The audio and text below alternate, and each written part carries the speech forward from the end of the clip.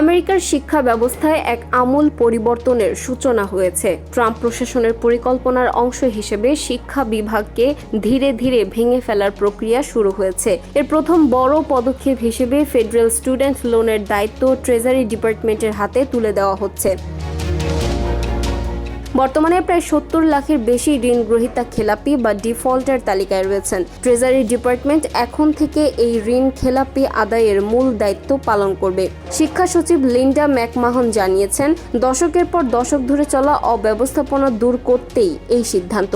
তাদের লক্ষ্য হলো $1.7 ট্রিলিয়ন বিশাল লোন পোর্টফোলিওকে আরও দক্ষতার সাথে পরিচালনা করা।